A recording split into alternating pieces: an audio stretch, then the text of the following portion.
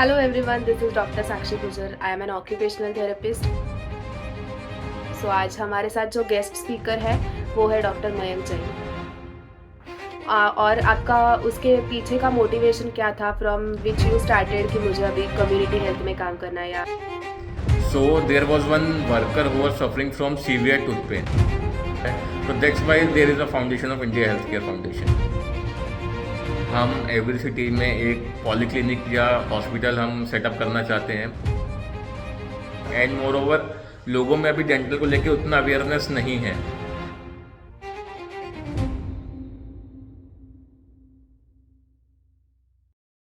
Hello everyone, this is Dr. Sakshi Gujar. I am an occupational therapist and welcome to the podcast on the channel of Doc Talks with Sakshi Gujar. So आज हमारे साथ जो guest speaker है वो है doctor Mayank Jain. So Dr. Mayank Jain is a dentist by profession and he has 6 years of experience in a dental field. After that he started India Healthcare Foundation and he is one of the founder member of that. And now he is working for community health across India. So welcome sir. And also before we start interaction with Dr. Mayank sir, I would like to quickly tell everyone about something. Have you heard about Consula? This podcast is co-powered by Consula. हमारा vision simple है, India के हर इंसान को verified trustworthy health care तक access देना. कॉन्सुला पे हम लोगों को verified doctors, top specialist and reliable hospital से कनेक्ट करते हैं. Online consultations, second opinions, clarity on health, everything at one place and in one clean ecosystem. मतलब गूगल सर्च का स्ट्रेस खत्म और एक्चुअल एक्सपर्ट गाइडेंस शुरू. सो इन फ्यूचर कॉन्सुला प्लेटफॉर्म पे आपको tests, reports, consultations, treatment planning, followups, referrals, इसका seamless experience at one place मिलेगा. Goal is simple, patients के सारे pain points, delays, confusions, miss informations एक एक करके सॉल्व करना है. One platform, one journey, one clear path to better health. A health care operating system for India जहाँ quality care is not a privilege but it's by default. So जब भी health का सवाल हो कंसल्ट करो, कॉन्सुला करो. Visit consula.in for more details. So okay, let's start our conversation with Dr. Mayank sir. Okay, so let's start a conversation with our today's guest, Dr. Mayank sir. सबसे पहले sir मैं आपको पूछना चाहूँगी कि आपका चाइल्डहुड कैसे था और मतलब आप किधर से हो, आपके पूरे चाइल्डहुड के बारे में और आपके स्कूल लाइफ के बारे में हम सबको बताओ. And have you thought about कि आगे जाके मैं ऐसे कुछ मेडिकल फील्ड में काम करूँगा या कुछ हेल्थ केयर में आना है, ऐसा कुछ था क्या आपका जब आप छोटे थे तभी? So we would like to hear about that. So please tell us about that. First of all, thank you so much, Dr. Sakshi, for inviting me to the podcast. And as you have asked about my childhood, like if I talk about my childhood, I come from very middle class family, right? I am basically grown up and brought up in Gurgaon only. My family is Gurgaon based only. And if I talk about my school life, I am a like not very intelligent person. I am mostly a like medium or average, like ranging between 75% to 80% in the school.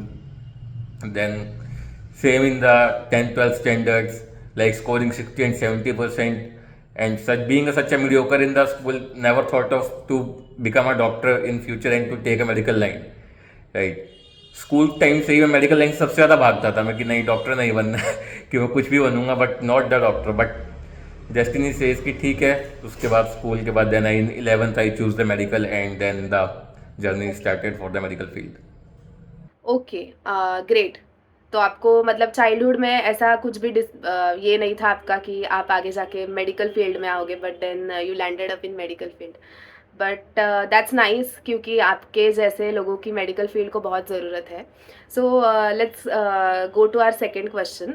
तो मेरा आपको ये सवाल है आगे कि आप जब भी मेडिकल फील्ड में आए, मतलब जब भी आपका BDS का एडमिशन हुआ, तो तभी आपका मेडिकल लाइफ कैसे था, journey throughout the professional college and both tell me both about academics and non academics. So my college life started in basically 2014 when I took my admission in BDS. Right. Basically, I didn't took my admission. My family took me to the college, and my father says कि I have got you admitted in the BDS field only. मैं सी ठीक है, let's see, देखते हैं, देते हैं try. तो first 6 months तो आई वॉज लाइक कि कहाँ भेज दिया मेरे को, नहीं करना, because I was not a medical person. But धीरे धीरे जैसे जर्नी स्टार्ट हुआ, आगे फर्स्ट ईयर मेरा कंप्लीट हुआ, देन धीरे धीरे I start loving medical field.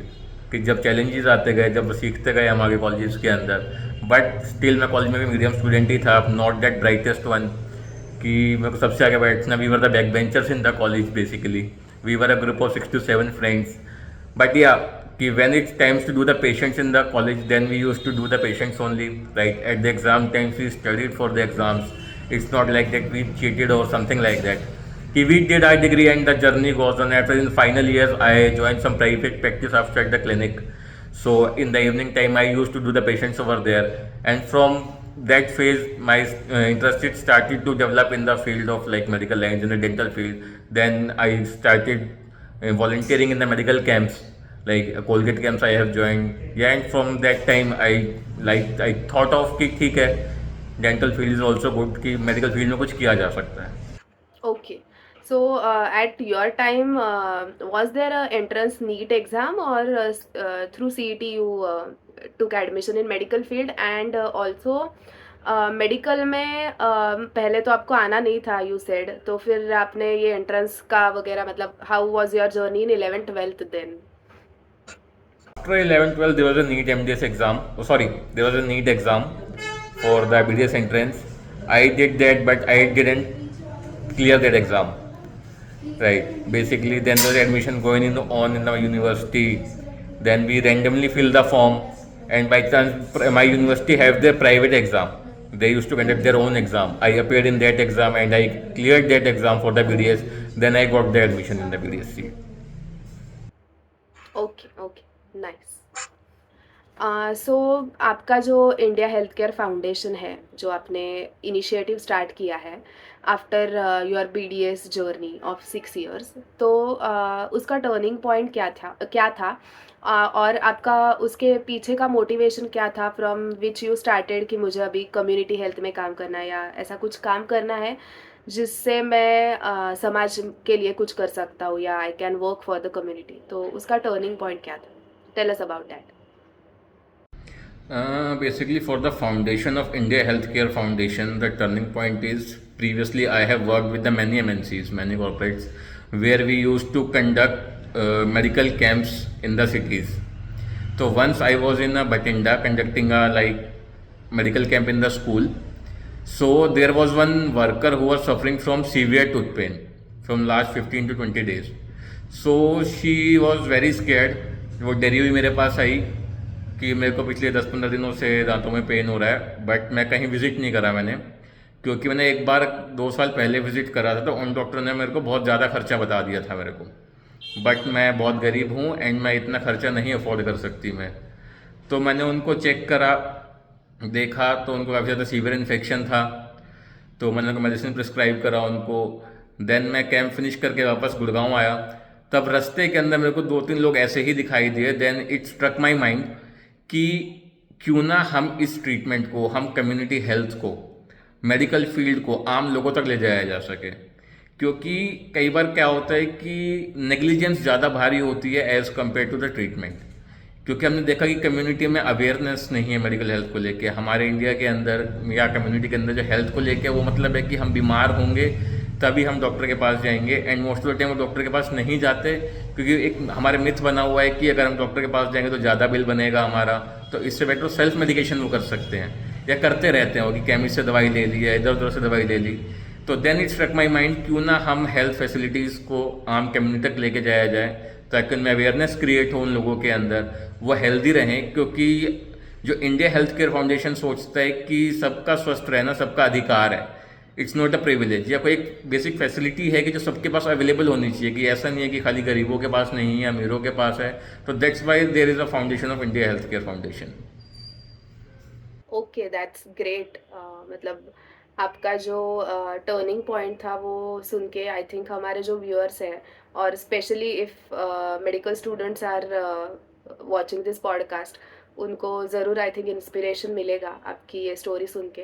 And surely हम सब ने ही टूवर्ड्स सोसाइटी हमारी कुछ रिस्पॉन्सिबिलिटी है, ये सोच के काम करना चाहिए। एंड मुझे बहुत अच्छा लग रहा है आपसे बात करके आज ये सब चीज़ों पे।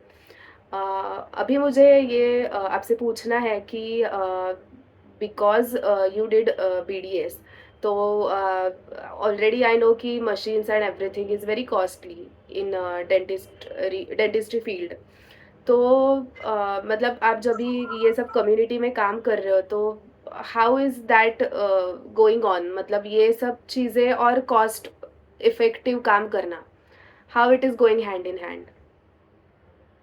If we talk about it, dental treatment is costly, and not only dental treatment, any medical field treatment is costly, right?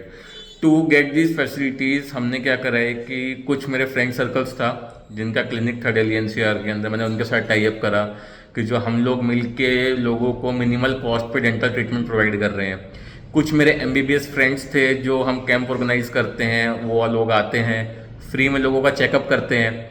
Plus हमारे कुछ पार्टनर NGOs हैं जो हमको मेडिसिन वगैरह प्रोवाइड करने में हेल्प करते हैं कि जो हम लोगों का चेकअप करके वो सारी मेडिसिन हम उनको देते हैं टू द प्रिस्क्राइब डॉक्टर्स कि अगर उनको नीड होती है, डॉक्टर्स जो होते हैं हमारे बाकायदा लिख के देते हैं उनको दवाई, then only we give that medicine to that people. It's not like that कि हमने उठाया एंड ऐसे ही किसी को मेडिसिन दे दिया, it's as per the need, क्योंकि सही बंदे को सही चीज़ जानना बहुत ज़्यादा ज़रूरी है। क्योंकि अगर हम ऐसे ही देंगे तो हो सकता है कि जिसको नीड हो उस इंसान को वो दवाई ना पहुंच पाए उस तक।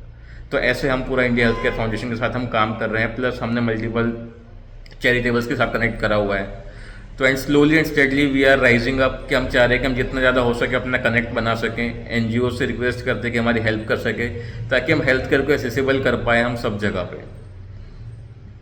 तो मुझे अभी ये पूछना है आपको कि ये जो आपका इंडिया हेल्थ केयर का काम चल रहा है तो वो अभी सिर्फ मतलब डेंटिस्ट ही है उसमें या बाकी मेडिकल प्रोफेशनल्स भी है?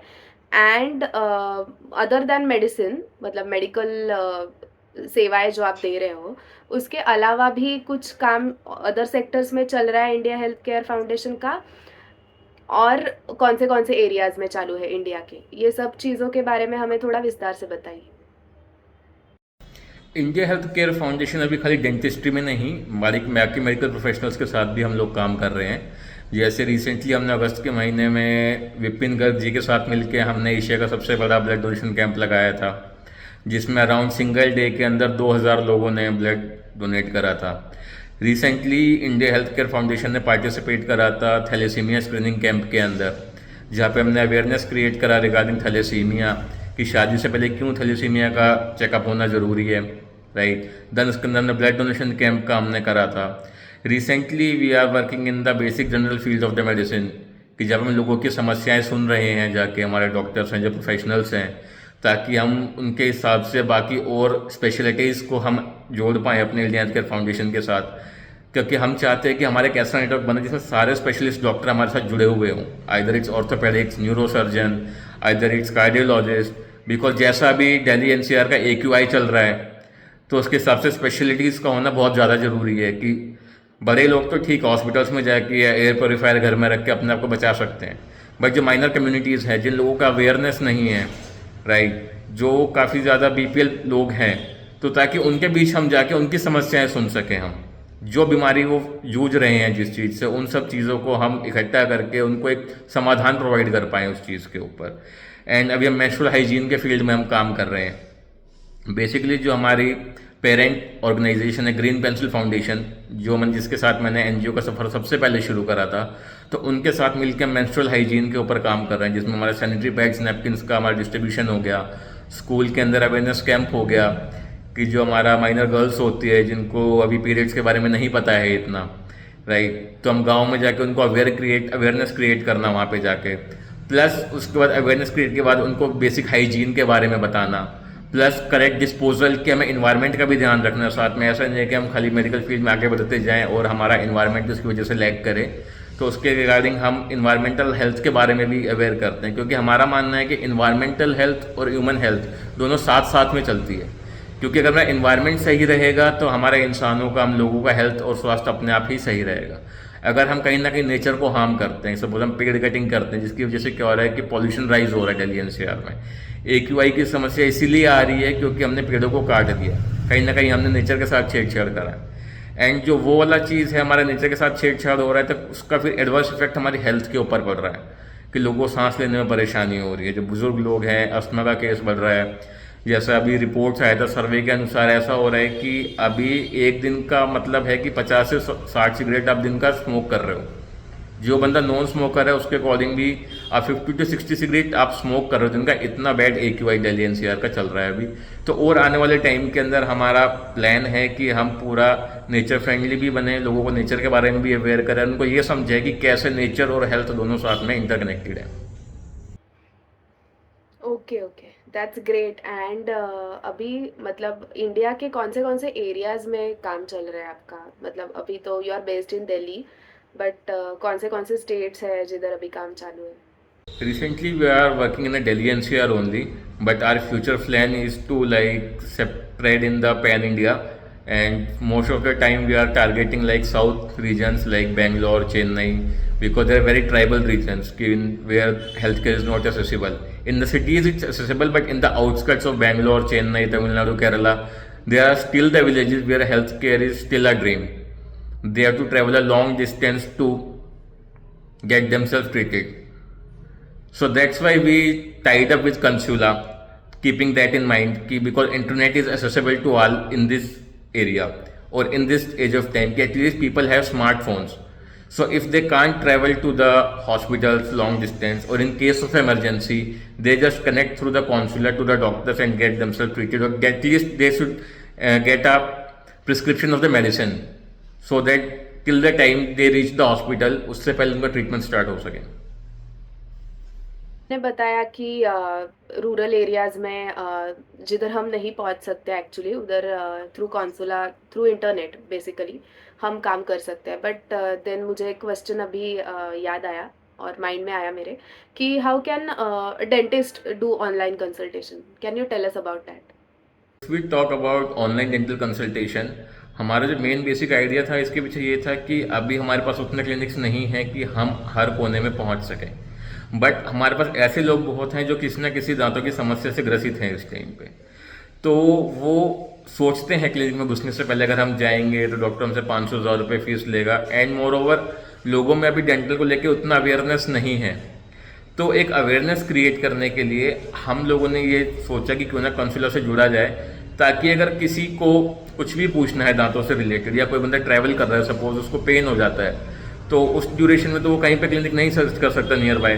तो वो है कि डिजिटल का टाइम है, फ़ोन सबके पास है, इंटरनेट सबके पास है, तो एक मिनिमल फीस चार्ज करके वो अपना ट्रीटमेंट करा सके या कंसल्टेशन ले सके टिल द टाइम वो अपनी जर्नी तक या डेस्टिनेशन तक पहुंच सकता है। उस टाइम तक उसको पता चले कि हो सकता है कि नेक्स्ट स्टेशन, अगर ट्रेन से ट्रैवल कर रहा है तो नेक्स्ट स्टेशन पे वो एक पेन किलर मांग सके अथॉरिटीज़ से जाके, या वो नियर बाय मेडिकल फार्मेसी से अपना एक मेडिकल लेके कि तो अपने डेस्टिनेशन पहुंचना उसका आसान हो जाए, राइट, ताकि वो पेन के अंदर उसको ट्रैवल ना करना पड़े। या जो हमारी माइनर कम्युनिटीज़ है, एटलीस्ट उनमें एक अवेयरनेस क्रिएट होगी कि चलो ठीक है कि हमारा 50 रुपये या 100 रुपये के अंदर हमको एक डेंटल कंसल्टेशन मिल रहा है, तो हम उनको एक क्या होता है कि हम लोग एक सही treatment irrespective of the profit, हम उनको एक सही गाइडेंस दे सकते हैं कि क्या उनका सही इलाज होना ज़रूरी है, क्या उनको दांत निकलवाना चाहिए या उनको दांत बचाया जा सकता है या खाली दवाइयों से काम चल जाएगा। तो हम चाहते हैं कि लोगों के अंदर सही जागरूकता और सही इलाज हम लोगों का कर सकें। Okay okay, that's great. ये सब चीज़ें एक्चुअली सबको नहीं पता होती है। एंड जैसे आपने बोला कि हाँ डेंटिस्ट के पास जाना है या डॉक्टर के पास जाना है, तो लोगों के मन में वो रहता है कि अभी 500 1000 तो जाएगा ही हमारा। तो because of that thought some people don't go only. तो अच्छा हुआ आपने ये सब चीज़ें बताई। And related to that even I want to extend related to my professional area, that is occupational therapy. So because we are therapist, हमें 1 to 1 ही काम करना पड़ता है in setting which is offline not online. But then again with the same thought, at least जिनके पास हम नहीं जा सकते एक्चुअली, या रूरल एरियाज़ में there is no occupational therapist available, या ऑक्यूपेशनल थेरेपी क्या है, क्या करती है, यही पता नहीं है, तो उधर if we are not able to reach, तो एटलीस्ट हम वो बच्चों को या special kids, because I work in paediatrics, तो स्पेशल किड्स को कुछ प्रॉब्लम एरियाज है जिस पे पेरेंट्स को कुछ कंसल्टेशन चाहिए, या कोई एरियाज है जिस पे हम हेल्प कर सकते हैं पर actually we can not go there and work, तो उसके लिए ही ये ऑनलाइन प्लेटफॉर्म है जिधर हम एटलीस्ट कंसल्ट तो कर सकते हैं। और हम जो गाइड करेंगे उसके हिसाब से parents can take therapy at home, उनको जैसे पॉसिबल हो वैसे। सो इट्स लाइक कि कुछ नहीं से बेटर कुछ तो है, उनको एटलीस्ट वो कंसल्टेशन मिल जाए तो उधर कि, सो देर is a ray of hope at least available. And I am glad that कंसोला इज़ देयर, और हम उस पर ये सब चीज़ें कर पा रहे हैं। So let's go to the next question. आपने इंडिया हेल्थ केयर के बारे में सब हमें बताया, so tell us about your future plans. आपको आगे क्या फ्यूचर दिख रहा है इंडिया हेल्थ केयर का, और आपको क्या करना है जिसमें हमारे व्यूअर्स आपको हेल्प कर सकते हैं, या हम और आगे जा सकते हैं थ्रू दिस प्लेटफॉर्म, तो आपको उसके बारे में क्या बताना है? तो for future plan India health care foundation हम चाहते हैं कि ज़्यादा से ज़्यादा लोग हमसे जुड़ें, बिकॉज इन फ्यूचर हमारा जो एक ब्रॉड विज़न है, हम एवरी सिटी में एक पॉलीक्लिनिक या हॉस्पिटल हम सेटअप करना चाहते हैं जिसमें एटलीस्ट बेसिक फैसिलिटीज़ अवेलेबल हों, लाइक ब्लड अवेलेबल हो जिसके अंदर, या हमारे पास स्पेशलाइज्ड डॉक्टर्स अवेलेबल हों आइदर फॉर कंसल्ट्रेशन, कि हम ट्रीटमेंट के लिए तो कहीं और उनको रेफ़र कर सकते हैं या टाई अप कर सकते हैं हम, राइट। तो एटलीस्ट हम चाहते हैं कि एक पॉलीक्लिनिक या फिर हॉस्पिटल हम सेटअप करें in the cities where people can go and get their treatment done at very minimal cost. I will not say affordable, I will say a very minimal cost. That's the only way कि healthcare could be accessible. Because we want कि जैसे दुनिया के अंदर है कि लोग कहते हैं कि बाहर का हेल्थ ट्रीटमेंट अच्छा है, कि accessible है, तो सेम वही हम लोग चाहते हैं कि इंडिया में कोई बीमार ना रहे, कोई मेडिकल नेग्लिजेंस की वजह से किसी की डेथ ना हो, क्योंकि अगर हम देखते हैं तो मोस्टली जो डेथ होती है that is because of the medical negligence. कि अगर किसी का बाई चांस रोड एक्सीडेंट भी हो गया है तो कई बार क्या होता है कि हॉस्पिटल काफ़ी दूर है या प्राइवेट हॉस्पिटल से उनको एडमिट करने से मना कर दिया है, राइट। तो हम चाहते हैं कि जो मेडिकल केयर है, हेल्थ केयर है, सबको एसेसिबल हो विदाउट इवन थिंकिंग। पेशेंट को अगर मान लो खांसी जुकाम भी हो तो उसको सोचना ना पड़े कि मैं डॉक्टर के पास जाऊँ या ना जाऊँ, तो फ्रीली जा सके। जैसे हम और जगह जैसे हम एंटरटेनमेंट को हम इजीली एसेसिबल करते हैं कि भाई मूवीज़ देखने जाना है तो किसी को सोचना नहीं पड़ता, राइट। वैसा ही हम हेल्थ केयर सेक्टर बनाना चाहते हैं कि लोगों को सोचना ना पड़े, they just directly walk in to our hospital और clinics, get their treatment done, and या they should appreciate us and we would like people to join more and more so that they can help us in creating the awareness or setting up the same.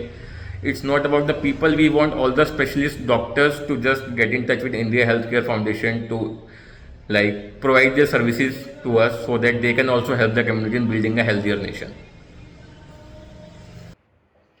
Okay okay, that's great. And हमारे जो viewers हैं उनको अगर India health care join करना है तो वो कैसे कर सकते हैं, उसके बारे में भी आप सबको बता दो।